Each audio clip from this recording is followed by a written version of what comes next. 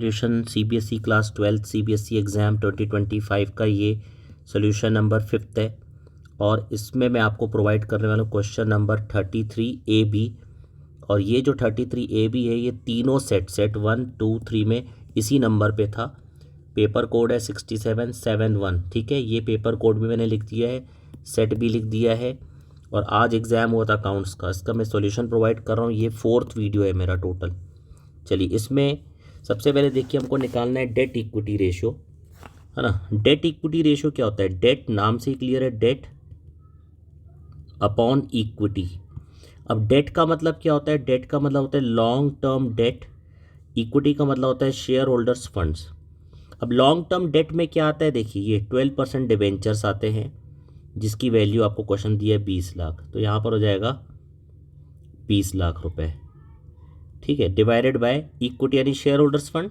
Share holder fund भी आपको question दिया 10 लाख, तो इसका जो आंसर होगा वो होगा 2:1, राइट। इसका आंसर क्या होगा? 2:1। सिंपल था बिल्कुल। अब बात करते हैं इंटरेस्ट कवरेज रेशियो की। देखिए, इंटरेस्ट कवरेज रेशियो जो है वो कैसे निकालेंगे?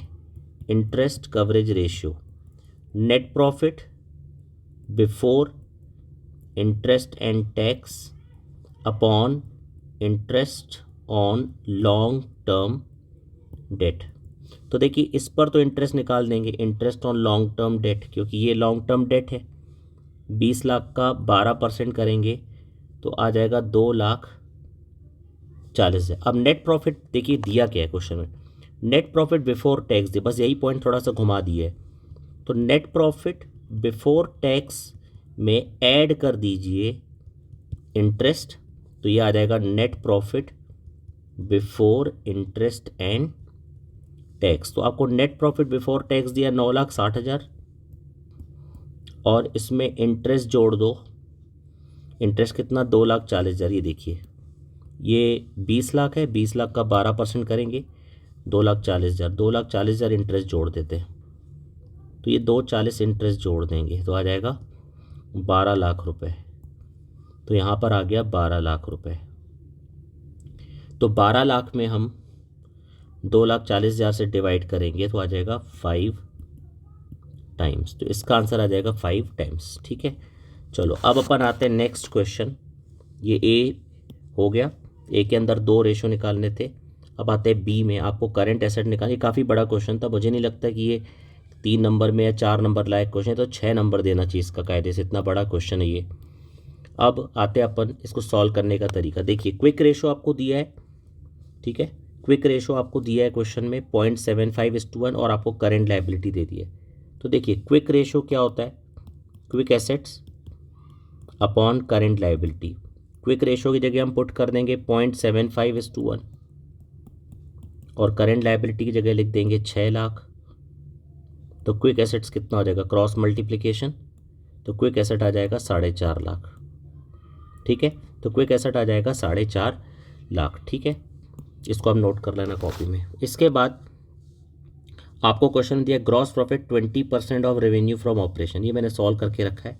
ग्रॉस प्रॉफिट रेशियो क्या होता है? Gross profit upon revenue from operation in 200। तो ग्रॉस प्रॉफिट रेशियो आपको क्वेश्चन में दिया है 20%, 20 लिख दिया। ठीक है, रेवेन्यू फ्रॉम ऑपरेशन यानी नेट सेल, ये देखिए रेवेन्यू फ्रॉम ऑपरेशन ये 4 लाख, 4 लाख पुट कर दिया। ग्रॉस प्रॉफिट मिसिंग है, इसको सॉल्व कर दिया तो ग्रॉस प्रॉफिट आ गया 80,000। इसके बाद हमने क्या किया कि रेवेन्यू फ्रॉम ऑपरेशन और ग्रॉस प्रॉफिट का डिफरेंस निकाला, तो ये आ गया cost of revenue from operation, जिसको हम कॉस्ट ऑफ गुड्स सोल्ड भी बोलते हैं। ठीक है, अब इन्वेंट्री टर्नओवर रेशियो का जो फॉर्मूला है, inventory turnover ratio equals to cost of revenue upon average inventory, ये वैल्यू पुट कर दिया।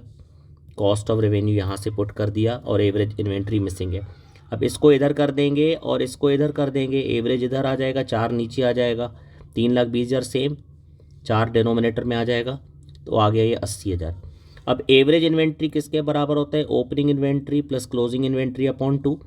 यहाँ पर 80,000 एज इट इज़। अब ओपनिंग और क्लोजिंग का टोटल हो गया 80,000 इंटू 2 मल्टीप्लाई कर दिए 160।